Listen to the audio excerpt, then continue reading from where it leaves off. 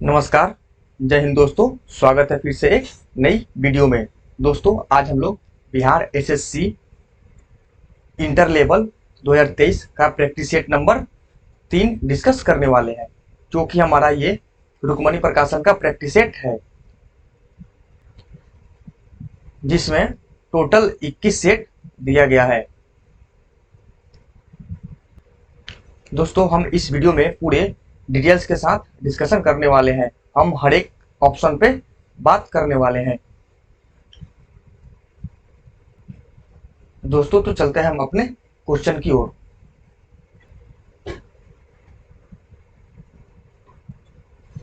अठारह के विद्रोह, जिसे भारत के प्रथम स्वतंत्रता संग्राम के रूप में भी जाना जाता है, के बाद भारत के अंतिम मुगल सम्राट बहादुर शाह जफर को निर्वासित करके कहाँ भेज दिया गया था? तो बहादुर शाह जफर को निर्वासित करके बर्मा के जेल में भेज दिया गया था। बर्मा के जेल में भेज दिया गया था। बहादुर शाह जफर के बारे में हम थोड़ी जानकारी ले लेते हैं। बहादुर शाह जफर जो थे 11 मई 1857 को, कब 11 मई 1857 को मेरठ के क्रांतिकारियों ने बहादुर शाह जफर को क्रांति का नेतृत्व सौंपा। बहादुर शाह जफर को 11 मई 1857 को मेरठ क्रांतिकारियों ने बहादुर शाह जफर को क्रांति का नेतृत्व सौंपा तथा उसी दिन दिल्ली के विद्रोह की शुरुआत हो गई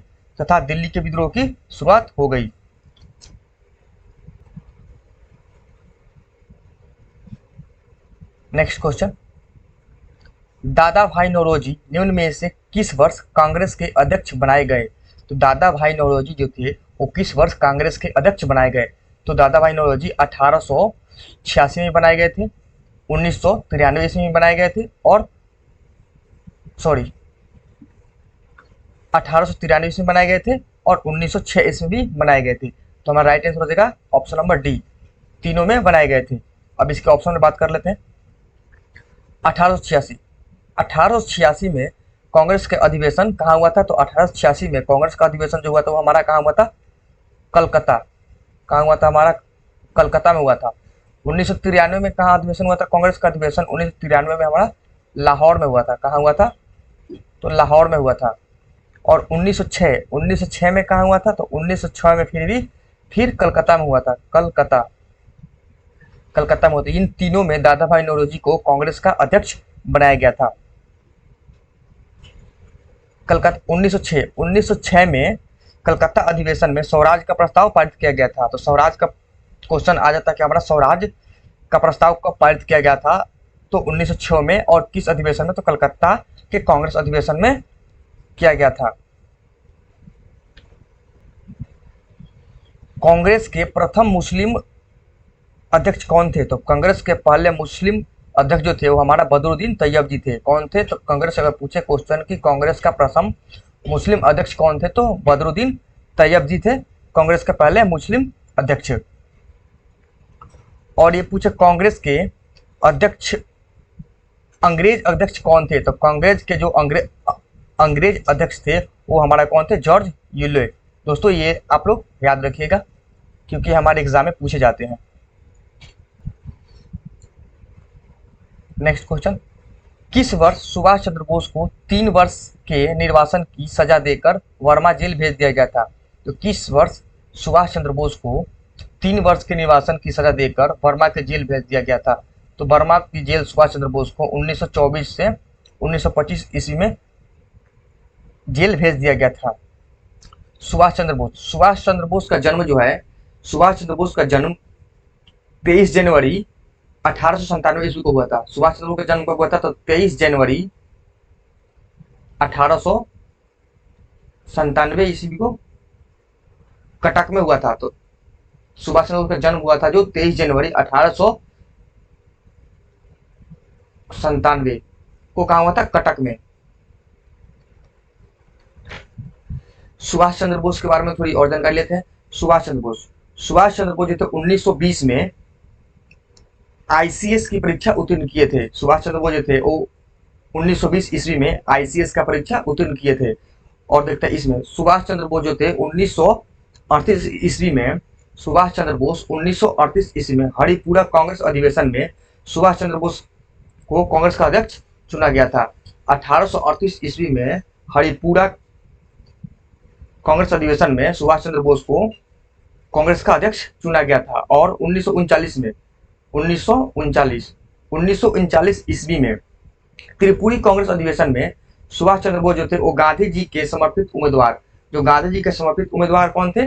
पटाभी सीतारामैया को पराजित करके कांग्रेस का पद चुनाव जीत लिया था सुभाष चंद्र बोस ने 1939 में। कब? तो सुभाष चंद्र बोस ने 1939 में गांधी जी के द्वारा चुनावी उम्मीदवार सीताराम पटैया को पराजित करके कांग्रेस का अध्यक्ष का चुनाव जीत लिया था 1939 में।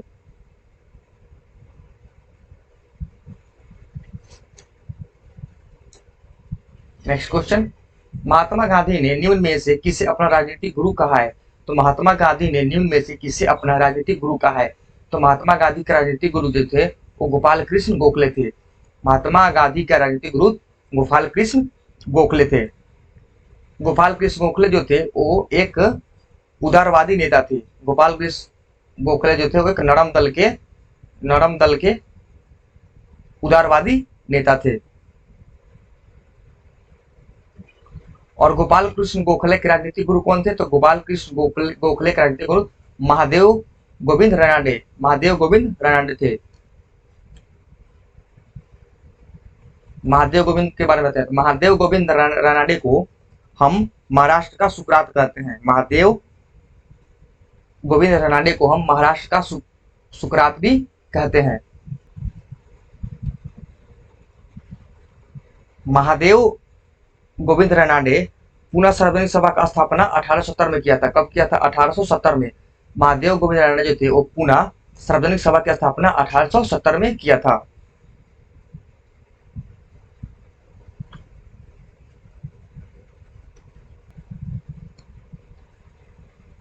माउंट आबी जो एक पर्वतीय स्थल है, कौन सी पर्वत श्रृंखला पर स्थित है? तो माउंट आबी जो है वो एक पर्वतीय स्थल है जो अरावली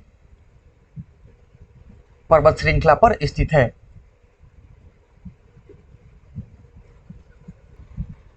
अरावली जो है वो हमारा भारत का सबसे प्राचीनतम पर्वत है।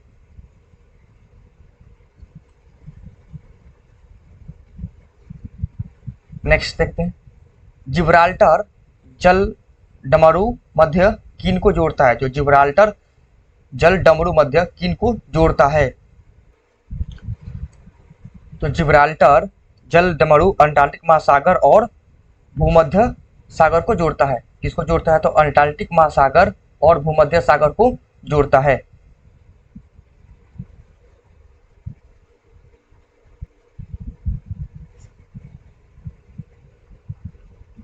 आगे देखते हैं,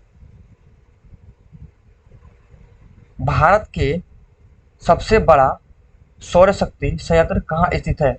भारत के सबसे बड़ा सौर शक्ति संयंत्र कहाँ स्थित है? तो कहाँ पे स्थित है? भादला में स्थित है।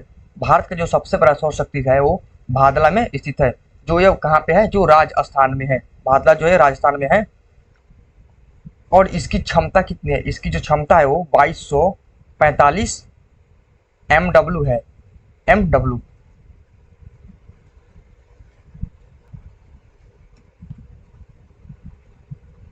टिहरी बांध किस नदी पर बना हुआ है? टिहरी बांध जो है वो भागीरथी नदी पे बना हुआ है। टिहरी बांध जो है वो भागीरथी नदी पर बना हुआ है। और टिहरी बांध कहाँ पे स्थित है? तो टिहरी बांध जो है वो हमारा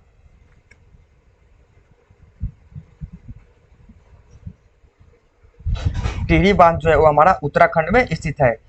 टिहरी बांध जो है वो भारत का सबसे ऊंचा बांध है। टिहरी बांध जो है हमारा भारत का सबसे ऊंचा बांध है। और ये कहाँ पे स्थित है? वो उत्तराखंड में स्थित है, जो लगभग कितना है? 261 मीटर ऊंचा है।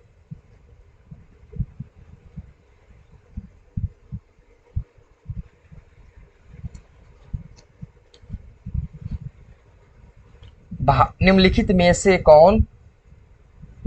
से भारत का कौन सा क्षेत्र उष्णकटिबंधीय सदाबहार वन से ढका हुआ है? निम्नलिखित में से कौन सा क्षेत्र जो है उष्णकटिबंधीय सदाबहार वन से ढका हुआ है? तो कौन सा वन उष्णकटिबंधीय बंधार उष्णकटिबंधीय सदाबहार वन से ढका हुआ है? तो पश्चिमी घाट जो है वो उष्णकटिबंधीय सदाबहार से ढका हुआ है। सदाबहार वन वो होती है जिसमें पत्तियां सालों भर बनी रहती है। सदाबहार वन किसे बोलते हैं? जिसमें पत्तियां सालों भर बनी रहती है। पतझड़ वन किसे बोलते हैं? तो पतझड़ वन वो वन होते हैं जिस वन की पत्तियां साल में एक बार गिर जाती है, उसे हम पतझड़ वन बोलते हैं।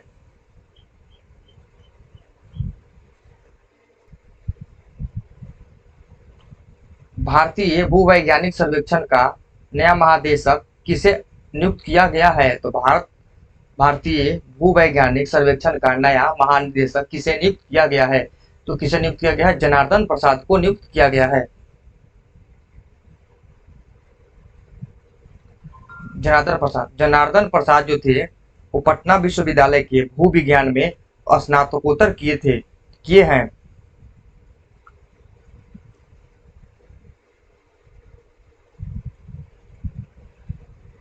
भारतीय क्रिकेट टीम की चयन समिति का अध्यक्ष किसे नियुक्त किया गया है? तो भारतीय क्रिकेट टीम की चयन समिति का अध्यक्ष किसे नियुक्त किया गया है?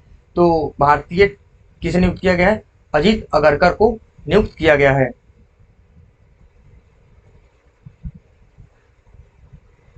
भारतीय बीसीसीआई के अध्यक्ष रोजर बिन्नी, बीसीसीआई के अध्यक्ष जो थे वो रोजर बिन्नी और सचिव जैसा है। बीसीसीआई के अध्यक्ष रोजर बिन्नी और सचिव जैसा है। हाल ही में किस देश में एक नए संविधान पर जनमत संग्रह कराया? तो किस देश पर जनमत संग्रह कराया? तो उज्बेकिस्तान देश पर जनमत संग्रह कराया। 26 दिसंबर 1991 में सोवियत संघ के विघटन के फलस्वरूप उज्बेकिस्तान जो था एक देश बना। उज्बेकिस्तान देश कब बना? तो 26 दिसंबर 1991 को उज्बेकिस्तान एक सोवियत संघ के विखंडन के फलस्वरूप एक देश बना। उज्बेकिस्तान की राजधानी कहाँ पे है? तो उज्बेकिस्तान की राजधानी जो है वो ताशकंद है। उज्बेकिस्तान की राजधानी कहाँ है? ताशकंद। और इसकी मुद्रा जो है, और इसकी मुद्रा क्या है? इसकी मुद्रा है सोम। उज्बेकिस्तान की राजधानी ताशकंद है और इसकी मुद्रा सोम है। कौन सा शहर संपीड़ित बायोगैस पर वैश्विक सम्मेलन का मेजबान है? कौन सा देश जो है वो संपीड़ित बायोगैस पर वैश्विक सम्मेलन का मेजबान है? तो नई दिल्ली, ऑप्शन नंबर बी हमारा यहाँ पे राइट आंसर हो जाएगा। नई दिल्ली जो है वो संपीड़ित बायोगैस पर वैश्विक सम्मेलन का मेजबान है। जुलाई 2023 में कौन सा देश शंघाई सहयोग संगठन का नया अस्थायी सदस्य बना है? तो जुलाई 2023 में ईरान जो है, ईरान शंघाई सहयोग संगठन का नया अस्थायी सदस्य बना है। ईरान जो है वो, ईरान जो एससीओ का 9वां संगठन देश बन गया है। ईरान जो है वो एससीओ का 9वां संगठन देश बन गया है। एससीओ की स्थापना कब हुई थी? तो एससीओ की स्थापना जो थी वो 2001 में 6 सदस्य देशों के साथ की गई थी। एससीओ की स्थापना जो थी वो 2001 में 6 सदस्यों देशों के साथ की गई थी।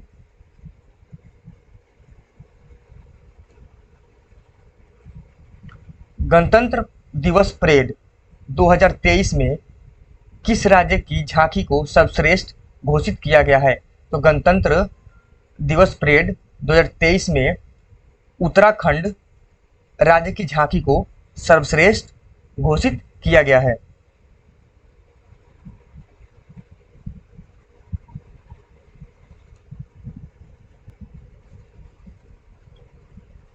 हर साल विश्व क्षय रोग दिवस कब मनाया जाता है? हर साल जो विश्व क्षय रोग दिवस जो होता है वो कब मनाया जाता है? तो कब मनाया जाता है? 24 मार्च को मनाया जाता है। विश्व क्षय रोग दिवस 2023 का थीम क्या है? तो विश्व क्षय रोग दिवस 2023 का थीम क्या है? हाँ, हम टीवी का अंत कर सकते हैं।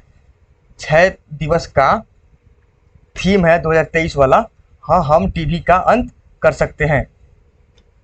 18 मार्च, 18 मार्च को क्या मनाया जाता है? 18 मार्च को आयुष निर्माण दिवस मनाया जाता है। 18 मार्च को है जो आयुष निर्माण दिवस मनाया जाता है। 20 मार्च को देखते हैं। 20 मार्च को अंतर्राष्ट्रीय प्रसन्नता दिवस मनाया जाता है। 22 मार्च को देखते हैं। 22 मार्च को बिहार दिवस और विश्व जल दिवस मनाया जाता है। 22 मार्च को बिहार दिवस और विश्व जल दिवस मनाया जाता है। 20 मार्च को अंतर्राष्ट्रीय प्रसन्नता दिवस मनाया जाता है। 18 मार्च को आयुष निर्माण दिवस मनाया जाता है और 24 मार्च को विश्व क्षय दिवस मनाया जाता है। दोस्तों इन चारों क्वेश्चन को आप लोग याद रखिएगा क्योंकि हमारे एग्जाम में पूछ लिए जाते हैं। किस देश ने वर्ष 2023 से 2027 तक के लिए विश्व मौसम विज्ञान संगठन की अध्यक्षता हासिल की है? तो कौन सा देश है? संयुक्त अरब अमीरात। संयुक्त अरब अमीरात ने वर्ष 2023 से 2027 तक के लिए विश्व मौसम विज्ञान संगठन की अध्यक्षता हासिल किया है।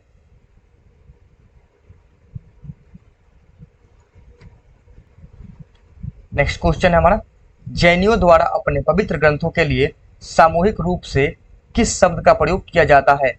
तो जैनियों के द्वारा अपने पवित्र ग्रंथों के लिए सामूहिक रूप से किस शब्द का प्रयोग किया जाता है? तो आगम शब्द का प्रयोग किया जाता है।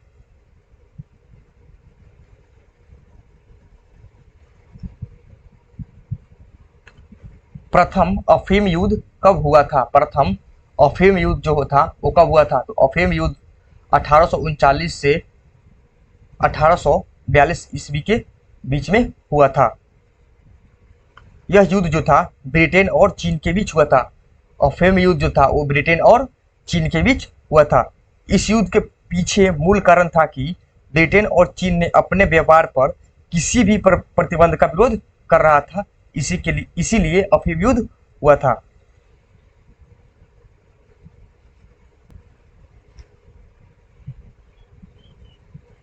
उनतीस अगस्त 1842 ईस्वी को चीन और ब्रिटेन के बीच नानकिंग की संधि हुई और अफीम युद्ध का अंत हो गया। तो क्वेश्चन हमारा आता है कि अफीम युद्ध का अंत कब हो गया? तो 29 अगस्त 1842 ईस्वी को अफीम युद्ध का अंत हो गया। अफीम युद्ध किसके बीच में हुआ था? तो अफीम युद्ध जो था चीन और ब्रिटेन के बीच में हुआ था। भारतीय इतिहास के किस काल को चित्रित धूसर मृत्यु भांड काल के रूप से जाना जाता है? तो भारतीय इतिहास के किस काल को चित्रित धूसर मृद भांड काल के रूप में जाना जाता है? तो कौन सा काल है? वो उत्तर वैदिक काल को हम जानते हैं।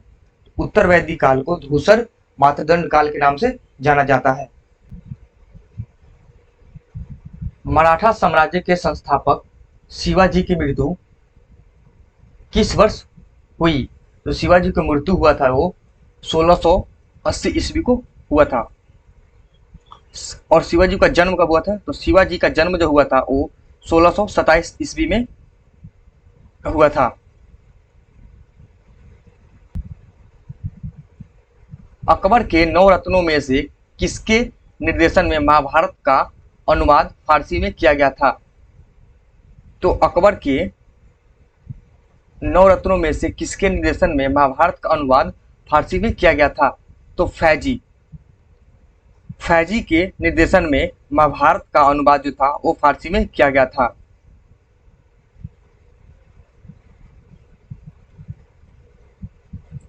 उन्नीसवीं शताब्दी के तीसरे दशक के प्रारंभिक चरण में अंग्रेजी व्यवस्था में निम्न में से किस भू राजस्व प्रणाली में किसानों के साथ सीधे लगान का निर्धारण किया था? तो वो हमारा कौन सा था? वो रैयत पाड़ी।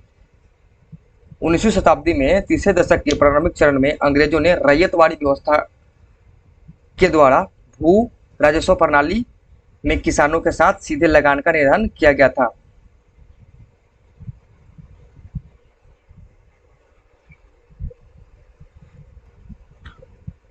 टॉमस मुनरो ने 19वीं शताब्दी के प्रारंभिक दशक में इसका प्रयोग किया था। रैयतवाड़ी का प्रयोग टॉमस मुनरो ने 19वीं शताब्दी के प्रारंभिक दशक में इसका प्रयोग किया था। रैयतवाड़ी व्यवस्था के जनक और लागू करने का श्रेय मुनरो को जाता है। किसको जाता है? तो रैयतवाड़ी व्यवस्था के जनक और लागू का श्रेय करने किसको जाता है? मुनरो को जाता है।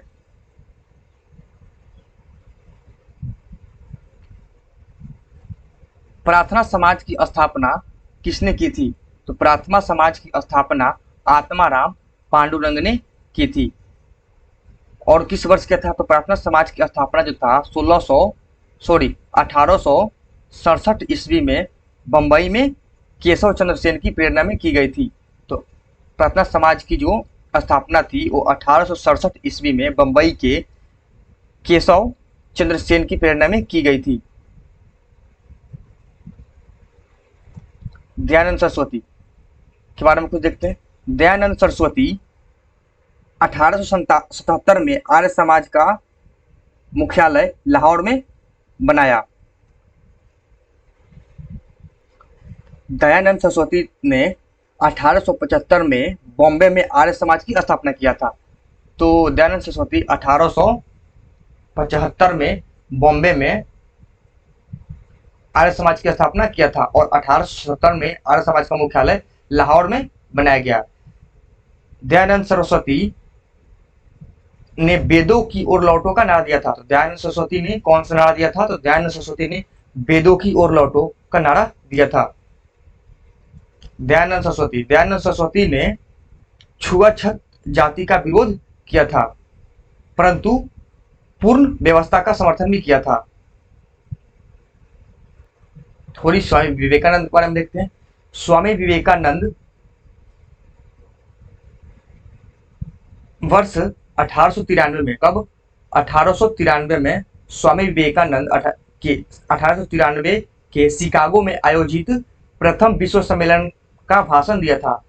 तो 1893 में स्वामी विवेकानंद ने शिकागो में विश्व धर्म सम्मेलन में भाषण दिया था।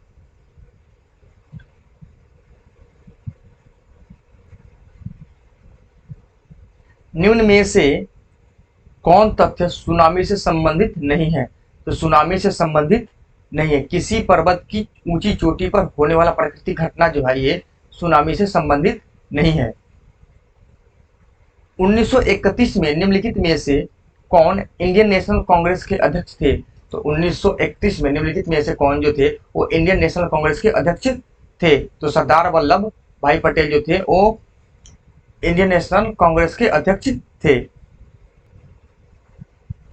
1931 में कांग्रेस अधिवेशन में मौलिक अधिकार और आर्थिक अधिकार का संबंधित प्रस्ताव पारित हुआ था। 1931 में कांग्रेस का मौलिक अधिकार और आर्थिक अधिकार का संबंधित प्रस्ताव पारित हुआ था। और 1931 में कांग्रेस का वार्षिक अधिवेशन कहाँ हुआ था? तो कराची में हुआ था। 1931 में कांग्रेस का वार्षिक अधिवेशन जो था वो हमारा कराची में हुआ था।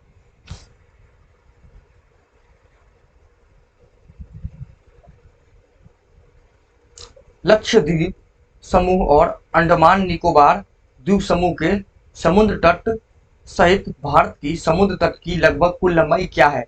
तो कुल लंबाई कितनी है? 7517 किलोमीटर कुल लंबाई है।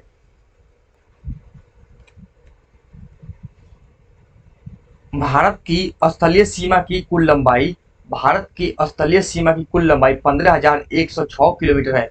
भारत की स्थलीय सीमा की कुल लंबाई कितनी है दोस्तों? तो 15,106 किलोमीटर है। और इसकी तटीय भाग की लंबाई जो है वो 7516 किलोमीटर है। तटीय भाग की लंबाई कितनी है? 7516 किलोमीटर और स्थलीय भाग की लंबाई जो है वो 15,106 किलोमीटर। और भारत की मुख्य भूमि के तटीय भाग की लंबाई जो है कितनी है? 6100 किलोमीटर है। और भारत की उत्तर से दक्षिण की कुल विस्तार जो है वो 3214 किलोमीटर की है। और पूरब से पश्चिम की कुल विस्तार जो है वो 2933 किलोमीटर की है। और भारत का कुल क्षेत्रफल की बात करें तो 32,87,263 वर्ग किलोमीटर है। क्षेत्रफल की दृष्टि से विश्व का छठा सबसे बड़ा देश कौन सा है? तो क्षेत्रफल की दृष्टि से विश्व का सबसे बड़ा देश जो है वो ऑस्ट्रेलिया है। छठा सबसे बड़ा देश कौन सा है? तो ऑस्ट्रेलिया जो है वो छठा सबसे बड़ा देश है। विश्व का सबसे बड़ा महादेश कौन सा है? तो विश्व का सबसे बड़ा महादेश जो है हमारा एशिया महादेश है, जो विश्व की सबसे बड़ा महादेश है। और विश्व की सबसे बड़ा देश क्षेत्रफल में कौन सा है? तो विश्व की सबसे बड़ा देश क्षेत्रफल में है जो वो रूस है। बिहार में पहली बार राष्ट्रपति शासन जब लगा था, उस समय बिहार के राज्यपाल कौन थे? तो उस समय बिहार के राज्यपाल जो थे वो नित्यानंद कानूनगो थे।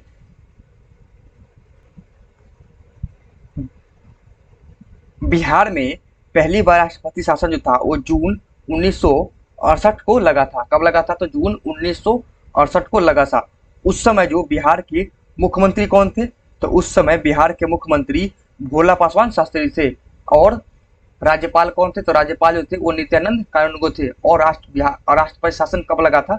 तो वो शासन जो था वो जून 1968 को लगा था। जून 1968 को लगा था। नेक्स्ट क्वेश्चन, बिहार के मधुबनी जिले से शुरू सुखेत मॉडल किस विषय से संबंधित है? तो बिहार के मधुबनी जिले से शुरू सुखेत मॉडल जो है वो प्रदूषण विषय से संबंधित है। सुखेत मॉडल में किसान न केवल गोबर को बेचकर स्वच्छ ईंधन पाता है, बल्कि उसे जैविक खेती के लिए भी प्रोत्साहित किया जाता है। सुखेत मॉडल वो होता है जिसमें किसान जो होता है वो गोबर को बेचकर स्वच्छ ईंधन पाता है, बल्कि उसे जैविक खेती के लिए प्रोत्साहित किया जाता है। इसे हम सुखेत मॉडल बोलते हैं। डॉक्टर बिधान चंद्र राय को भारत रत्न सम्मान कब मिला था? तो 1961 ईस्वी में बिधान चंद्र राय को भारत सम्मान मिला था। कथक नृत्य के प्रतिनिधि बिरजू महाराज निम्नलिखित में से कौन से घराने से जुड़े थे? तो कथक नृत्य के प्रतिनिधि बिरजू महाराज जो थे वो लखनऊ घराने से जुड़े थे। बिरजू महाराज को ब्रिजमोहन नाथ मिश्र के नाम से भी जाना जाता है। जो इनका निधन जो था वर्ष 2022 में इनका निधन हो गया। इनका निधन कब हुआ था? तो वर्ष 2022 में इनका निधन हो गया था। बिरजू महाराज को पद्म विभूषण पुरस्कार से सम्मानित किया गया है। बिरजू महाराज को पद्म विभूषण पुरस्कार से भी सम्मानित किया गया है। दोस्तों ये भी आप याद रखिएगा। उस्ताद बिस्मिल्लाह खान को 2001 में निम्नलिखित में से कौन सा नागरिक पुरस्कार प्रदान किया गया था? तो भारत रत्न से नागरिक पुरस्कार प्रदान किया गया था। निम्नलिखित में से कौन सा ऊतक मुख्य रूप से मृत कोशिकाओं से बना है? तो जाइलम जो हो गया हमारा वो मुख्य ऊतक, जाइलम जो हो गया वो मृत कोशिकाओं से बना है। जाइलम जो हो गया हमारा जाइलम जो पौधे के जड़, तना एवं पत्तियों में पाया जाता है। तो जाइलम कहाँ पाया जाता है? तो जाइलम जो हो गया हमारा पौधों के जड़, तना तथा पौधों के पत्तियों में पाया जाता है, जिसे हम चलन ऊतक भी कहते हैं। जाइलम को हम चलन ऊतक भी कहते हैं।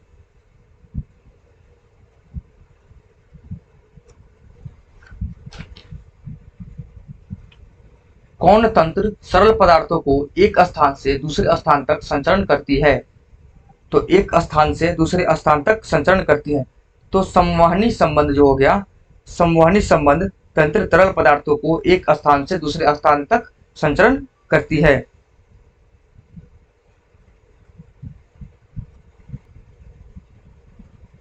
परमाणुओं में प्राप्त ऊर्जा को क्या कहते हैं? परमाणुओं में प्राप्त ऊर्जा को क्या कहते हैं? तो परमाणुओं से प्राप्त ऊर्जा को हम नाभिकीय ऊर्जा कहते हैं। नाभिकीय ऊर्जा के मुख्य दो स्रोत होते हैं। नाभिकीय ऊर्जा के मुख्य दो स्रोत होते हैं।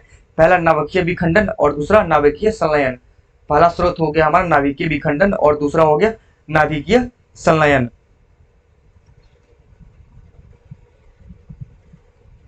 ऑक्जेलिक एसिड का एक प्राकृतिक स्रोत क्या है? ऑक्जेलिक एसिड का एक प्राकृतिक स्रोत टमाटर है।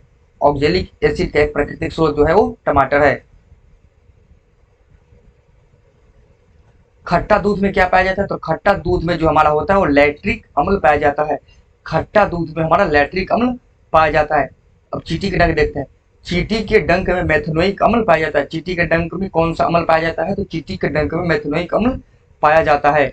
इमली में क्या पाया जाता है? तो इमली में टर्टरिक अम्ल पाया जाता है। इमली में कौन सा अम्ल पाया जाता है? टर्टरिक अम्ल। दोस्तों सेब का भी याद रखिएगा, सेब में मौलिक अम्ल पाया जाता है। सेब में कौन सा अम्ल पाया जाता है? तो सेब में मौलिक अम्ल पाया जाता है। निम्न में से कौन मांसपेशियां और अस्थि को जोड़ता है? तो निम्न में से कौन जो है वो मांसपेशियां और अस्थि को जोड़ता है? टेंडन जो हो गया, टेंडन, टेंडन मांसपेशियां और अस्थि को जोड़ता है।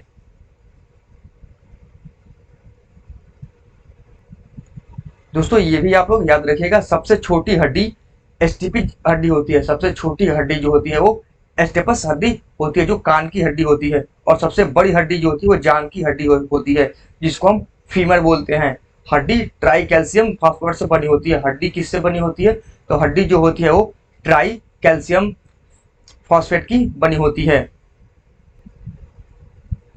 किस प्रकार की कोशिका से त्वचा बनी होती है? तो अर्धिचर्म कोशिका से त्वचा जो होती है वो बनी होती है। त्वचा जो होती है वो हमारा बाहरी वातावरण से रक्षा करती है। त्वचा क्या करती है? जो हमारी त्वचा जो होती है वो हमारी बाहरी वातावरण से रक्षा करती है। त्वचा ताप संयंत्रण में मदद करती है। त्वचा जो होता है वो ताप नियंत्रण में मदद करती है।